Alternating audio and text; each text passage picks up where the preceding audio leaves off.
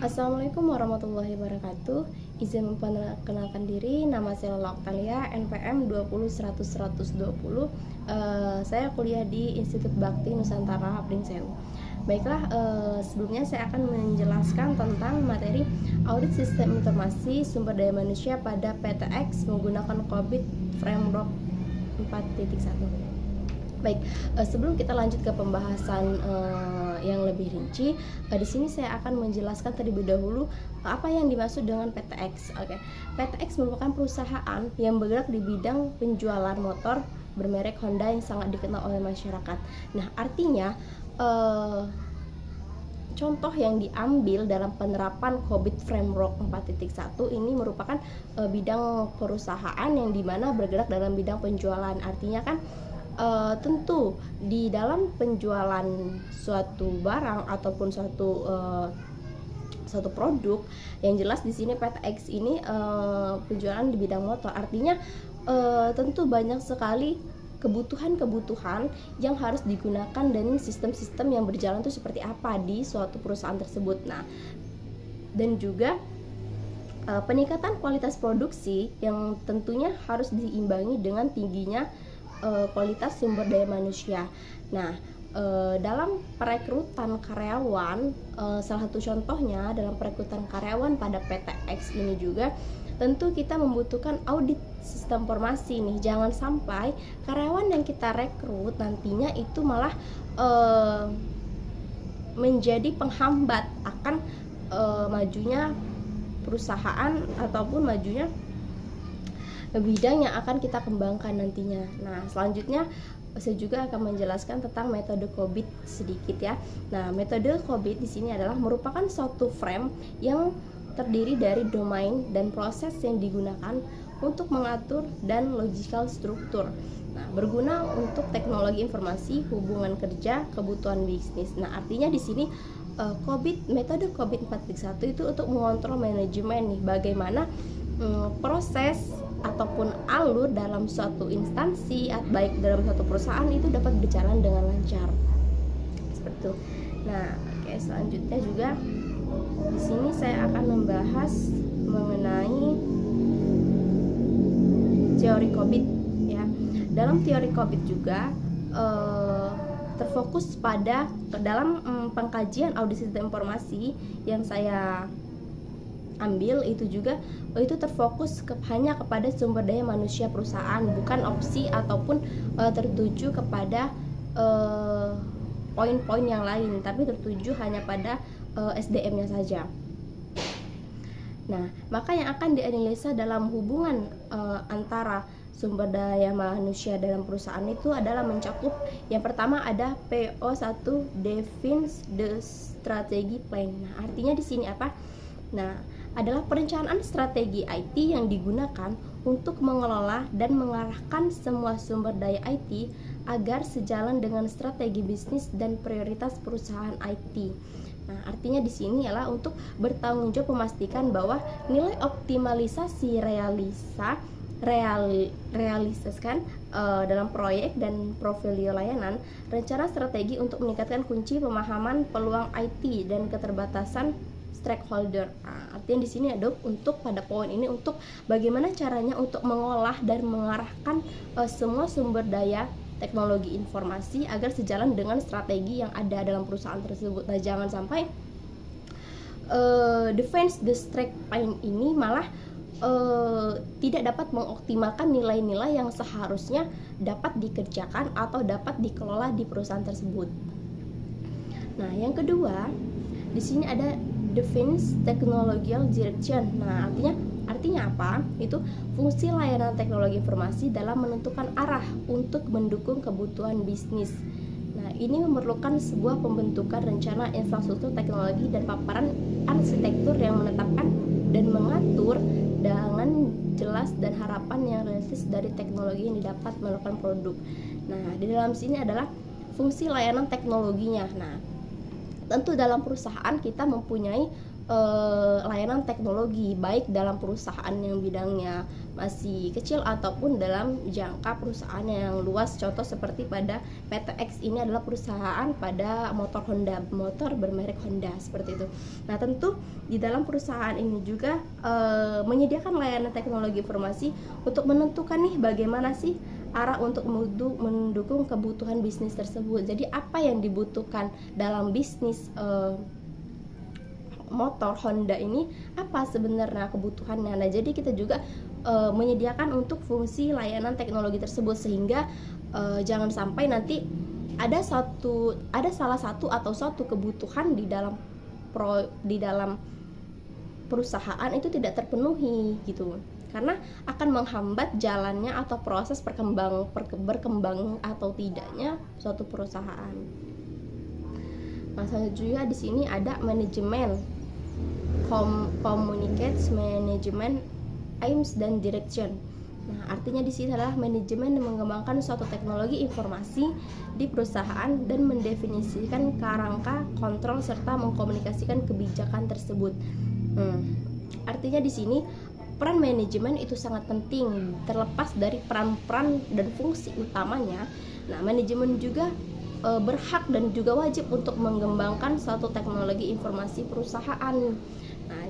Nah, bagaimana teknologi informasi di perusahaan itu dapat berkembang? Tentu dia mempunyai suatu relasi antara perusahaan Honda X, perusahaan X yang berjualkan ataupun mendistribusikan motor Honda itu dapat membangun hubungan dan juga kerjasama dengan pihak-pihak atau instansi yang lainnya. Nah, selain itu juga komunikasi antara manajemen dengan prosedur ataupun yang lainnya itu memastikan kebutuhan terhadap peraturan perundang-undangan yang relevan, dan juga mendukung pencapaian tujuan teknologi informasi yang memastikan kesadaran, pemahaman bisnis, resiko teknologi informasi, tujuan dan arah. Jadi manajemen ini wajib juga memahami resiko-resiko yang diambil ataupun resiko-resiko yang akan dihadapi ketika kita mengambil suatu keputusan yang ditentukan oleh manajemen. Jadi manajemen juga harus menganalisa terlebih dahulu bagaimana ketika dia mengambil suatu keputusan untuk suatu perusahaan. Nah, ini tentu dia sudah dapat pemahaman, dia sudah dapat memahami bahwa keputusan yang diambil itu akan mengakibatkan ataupun akan berdampak baik atau buruk terhadap perusahaan tersebut. Selanjutnya juga ada manage human resource. Nah, di sini langkah ini digunakan untuk memperoleh, mempertahankan, dan memotivasi tenaga kerja yang kompeten untuk penciptaan dan pengiriman layanan IT bagi bisnis. Hal ini dicapai dengan evaluasi kinerja, promosi jabatan. Nah, dalam hal ini juga sangat penting nih, tenaga kerja perusahaan merupakan aset penting bagi pengendalian internal perusahaan. Nah, artinya di dalam perusahaan itu tentu saja ada karyawan-karyawan yang sudah menduduki ataupun yang sudah ada di porsi dan tupoksinya di pekerjaan masing-masing gitu kan. Jadi bagaimana cara kita juga untuk memperoleh dan juga mempertahankan tenaga IT? Tentunya di konteks ini kita membahas tentang tenaga IT-nya ya. Nah, jangan sampai tenaga IT yang kita rekrut ataupun tenaga IT yang bekerja di perusahaan kita itu malah tidak sinkron dengan pekerjaannya ataupun tidak sesuai dengan yang kita butuhkan. Nah, sehingga kenapa di dalam COVID Framework 4.1 ini juga sangat dibutuhkan untuk mencapai bagaimana evaluasi kinerja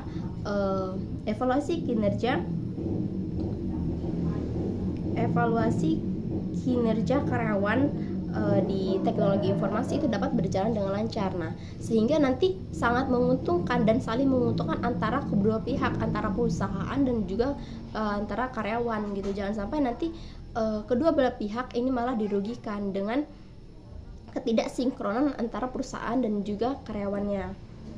Seperti itu. Nah, dan juga di sini ada manajemen quality. Nah, manage quality artinya apa? Nah, di sini adalah kualitas persyaratan dinyatakan dan dikomunikasikan dengan indikator kuantitatif yang dapat dicapai. Perbaikan terus-menerus dicapai oleh pemantauan, analisa, bertindak atas penyimpanan serta koordinasi hasilnya kepada stakeholder. Nah, manajemen mutu penting untuk memastikan bahwa teknologi informasi adalah memperbaiki nilai pada bisnis. Oke, lanjut kita pembahasan tentang proses auditnya seperti apa. Nah, audit dalam konteks teknologi informasi adalah memeriksa apakah sistem komputer berjalan semestinya. Nah, tentu di sini ada step by step yang harus kita kerjakan dan juga harus kita pahami dalam proses audit. Nah, yang pertama di sini adalah implementasikan sebuah strategi audit berbasis manajemen resiko serta kontrol praktis yang dapat disepakati semua pihak. Artinya apa? Bagaimana kita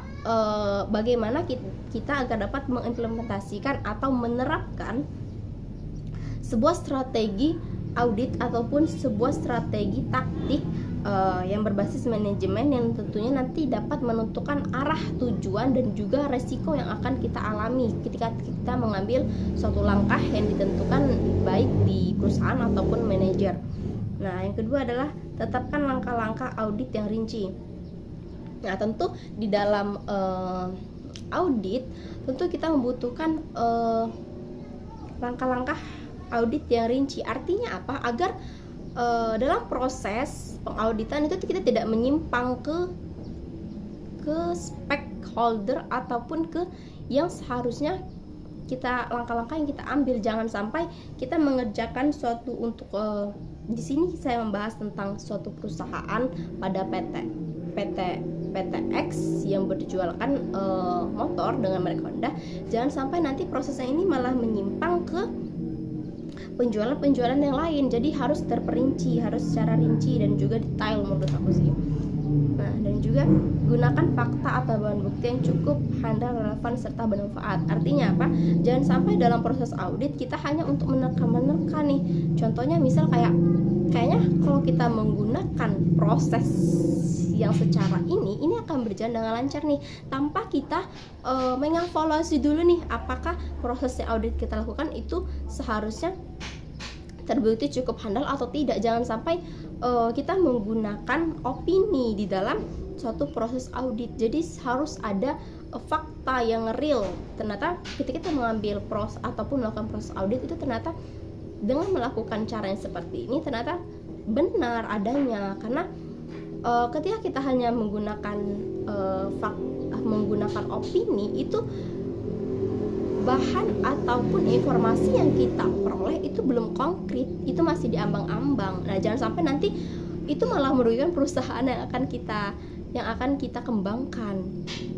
Nah, setelah itu yang ketiga ada buat laporan beserta kesimpulannya berdasarkan fakta yang dikumpulkan. Nah, tentu di dalam perusahaan itu juga kan terdapat laporan-laporan yang dimana itu merupakan arsip yang harus dipegang untuk perusahaan itu. Artinya apa? Nah, di sini laporan juga harus sesuai fakta, karena jangan sampai seperti yang saya jelaskan pada poin ketiga tadi itu nanti malah membuat bingung gitu kan, sebenarnya fakta yang terjadi ataupun kenyataan itu seperti apa. Jangan sampai nanti ketika kita melakukan proses audit, nah jangan sampai kita melakukan proses memeriksa sistem informasi ini nggak berjalan sebagai mestinya. Selanjutnya juga adalah telah apakah tujuan audit tercapai nih. Ini penting banget karena di dalam suatu instansi atau suatu perusahaan tentu kita mempunyai tujuan-tujuan tertentu.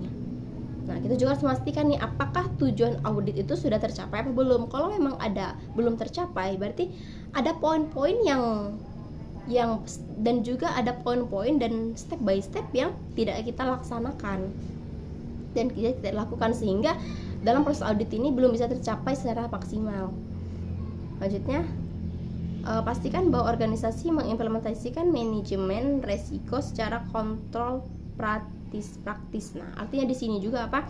Tentu di dalam organisasi ataupun instansi juga manajemen ini harus tahu nih resiko secara kontrol praktisnya itu seperti apa resikonya. Jadi jangan sampai seorang manajer atau seorang manajemen ini salah mengambil langkah sehingga merugikan suatu perusahaan ataupun instansinya.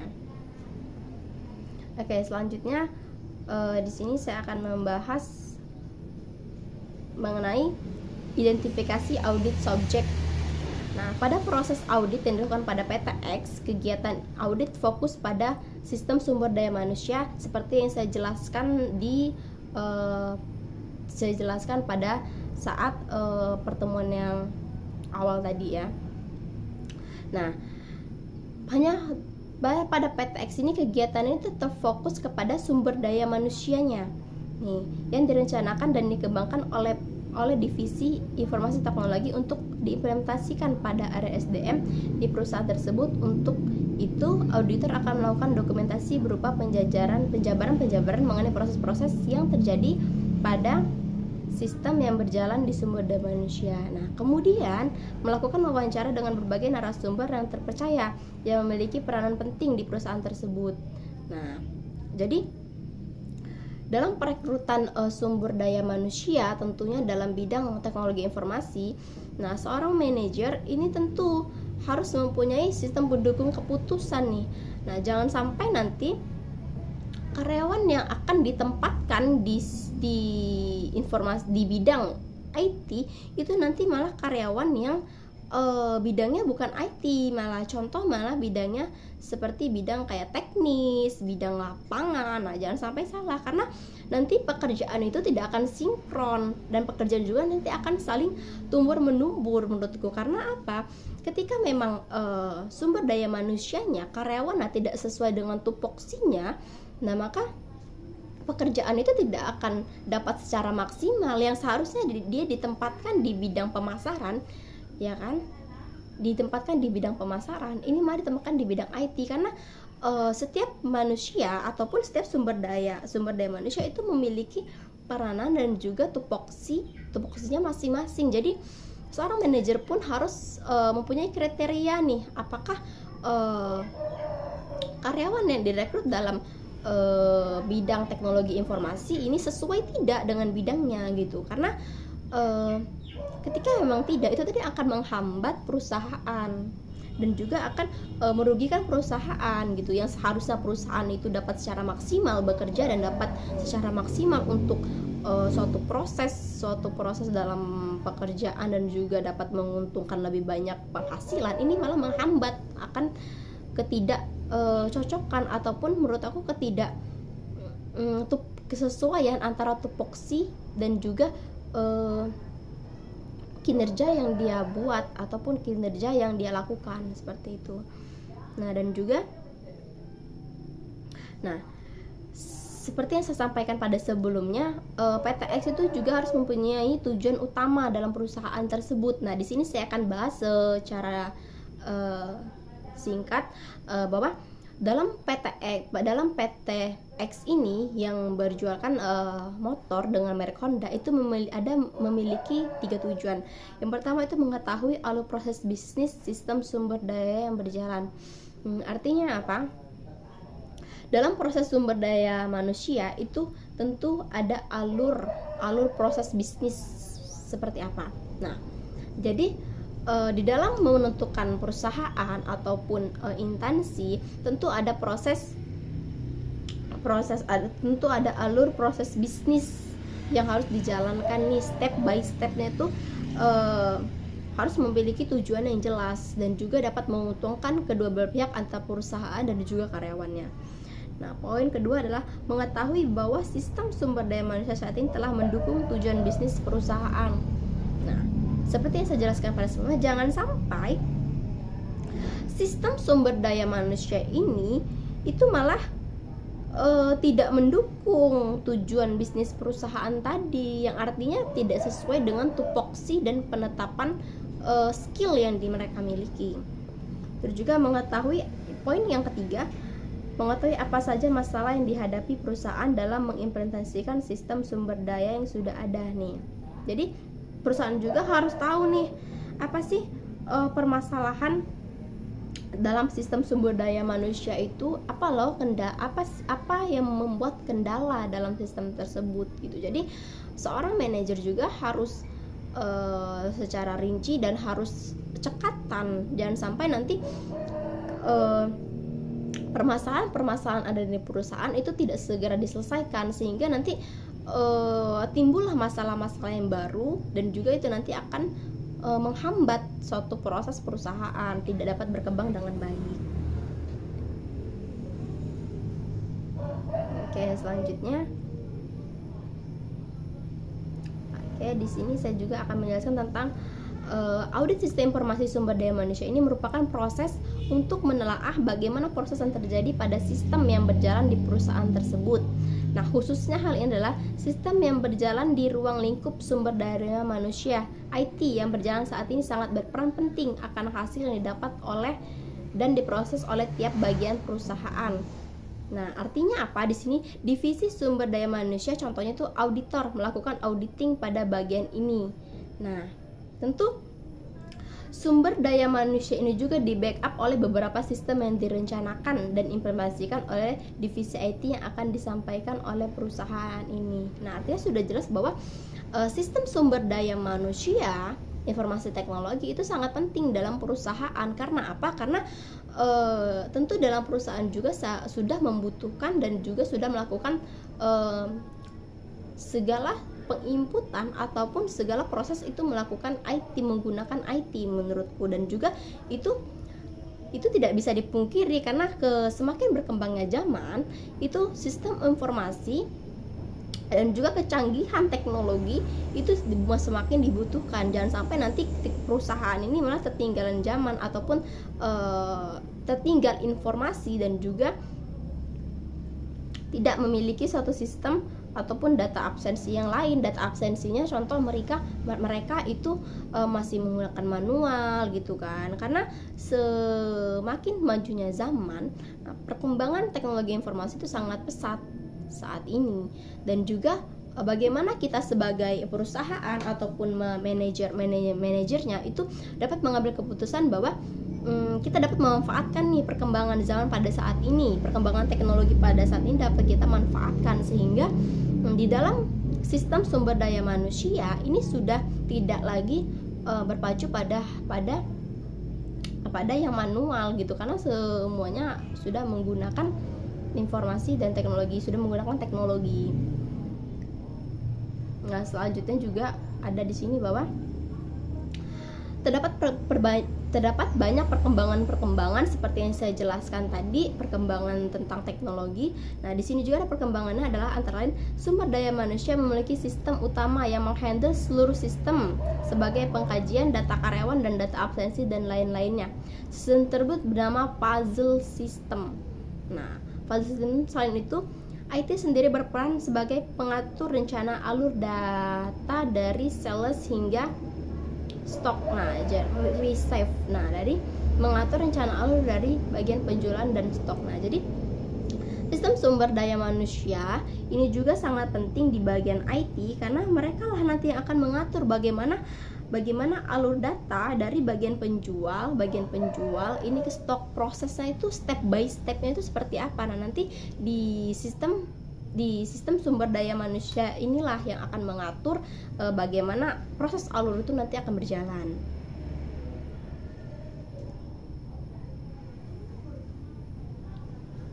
Seperti itu. Nah, di sini kita dapat tarik kesimpulan bahwa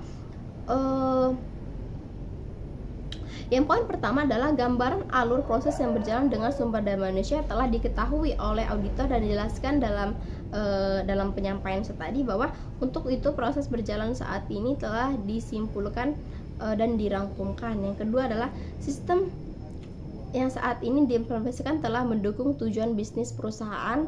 Dan juga yang terakhir adalah masalah yang dihadapi perusahaan dalam mengimplementasikan sistem sumber daya yang sudah ada ini ialah ada masalah-masalah ketika kita mengimplementasikan sistem sumber daya manusia. Yang pertama adalah sulitnya user untuk melakukan pengaksesan atau penggunaan pada sistem. Hal ini dikarenakan sistem tersebut tidak disertai pada training pada seluruh user, yang dimana mereka melakukan pelatihan dalam kerja atau yang disebut job training. Nah, jadi ketika menggunakan sistem sumber daya manusia ini, penggunanya itu mendapat kesulitan pada saat akan menggunakan atau login ataupun mengakses sistem tersebut. Karena tentu di dalam suatu sistem sebelum kita menggunakannya tentu ada job training ataupun ada bimbingannya nih, bimbingan BIMTEK-nya, bimbingan teknisnya ketika kita menggunakan sistem itu seperti apa gitu kan. Jadi sebelum kita menggunakan ataupun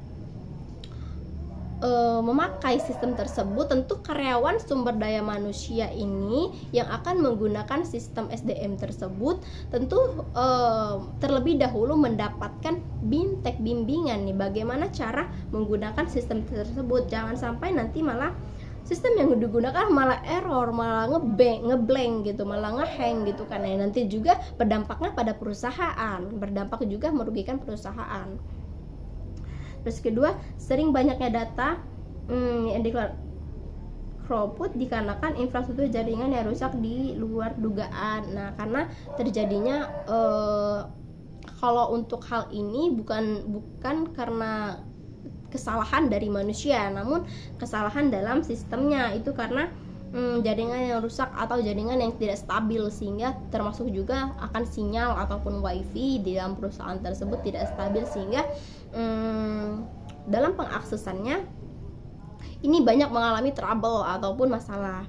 Selanjutnya juga penjualan dalam perusahaan yang dihubungkan dengan cabang lain yang digunakan untuk menjaga keutuhan data, belum adanya backup. Nah, seperti yang saya jelaskan tadi bahwa tentu dalam perusahaan, tentunya di PTX ini merupakan penjualan motor Honda yang tentu sangat familiar dan juga tidak asing lagi di masyarakat, karena PT Honda ini juga tentu sudah menyebar luas di Indonesia gitu kan, bahkan di mancanegara pun sudah ada. Nah, artinya apa? Tentu perusahaan ini sudah membangun relasi antara perusahaan-perusahaan lain atau cabang-cabang yang lain.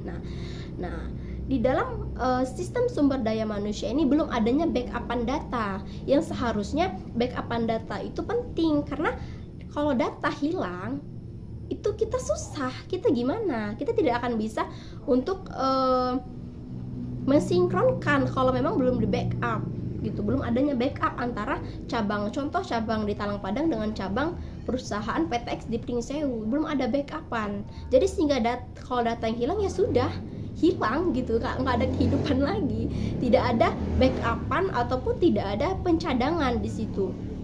Nah, diharapkan juga pada saat nanti perkembangan audit sistem informasi SDM pada PTX menggunakan COVID Framework 4.1 ini nanti sistem sumber daya manusia itu nanti dapat diakses dan juga dapat diimplementasikan dan juga dapat menambah fitur adanya backup data, sehingga ketika di cabang Talang, di PTX Honda cabang Talang Padang ini datanya hilang, kalau memang ada backupan di PTX Honda di Pringsewu, tentu data yang hilang bisa kita sinkronkan lagi, bisa kita pulihkan lagi gitu. Jadi kekurangannya dalam sumber daya manusia itu kurang lebih seperti itu, dan juga tentu di dalam penerapan menggunakan COVID Framework ini, karena sekarang zaman sudah elit dan juga perkembangan zaman juga sangat pesat, tentu kita nggak bisa dipungkiri pasti akan menggunakan yang namanya teknologi informasi. Nah, di dalam audit sistem informasi ini juga dapat ditarik kesimpulan bahwa segala pekerjaan itu akan lebih mudah ketika kita menggunakan teknologi informasi. Namun jangan sampai nanti di sini ada kekeliruan ketika kita sudah menggunakan sistem informasi bahwa nanti semuanya udah aman, terkendali, handle. Iya memang, namun sumber daya manusia dan juga karyawan yang bekerja disebut juga harus kompeten, harus yang memiliki skill yang sesuai dengan pekerjaan mereka. Jangan sampai sistem IT kita sudah keren nih, sumber daya manusia kita sudah sangat mumpuni, walaupun belum ada backupan, belum ada fitur backup di cabang-cabang yang lain. Namun nggak bisa dipungkiri bahwa dalam suatu perusahaan ada manajer, karyawan, dan juga tatanan yang lain. Tentu mereka juga mempunyai hubungan yang baik gitu kan. Jadi jangan sampai nanti karyawan satu dengan karyawan A itu malah mentah, tidak ada, kalau istilahnya tidak ada tupoksi sesuai pekerjaan mereka itu. Karena di dalam jurnal audit informasi SDM pada PTX menggunakan COBIT framework ini hanya terfokus pada sistem sumber daya manusianya saja, seperti itu. Dan juga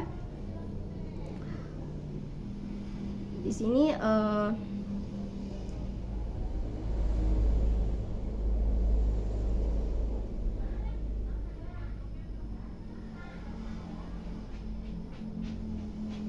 dan juga di sini ada saran bahwa untuk model COBIT ini karena sangat umum dan sangat membantu dalam panduan dan menganalisis pelaras audit sistem analisa kemajuan teknologi informasi tersebut, adanya COBIT ini dalam pengimplementasian terhadap sistem perusahaan disarankan untuk lebih fokus dan mendalam untuk proses auditing yang akan datang. Karena di dalam sistem sumber daya manusia ini tentu auditing itu sangat dibutuhkan dan juga sangat penting menjadi arah kiblat untuk suatu sistem sumber daya manusia.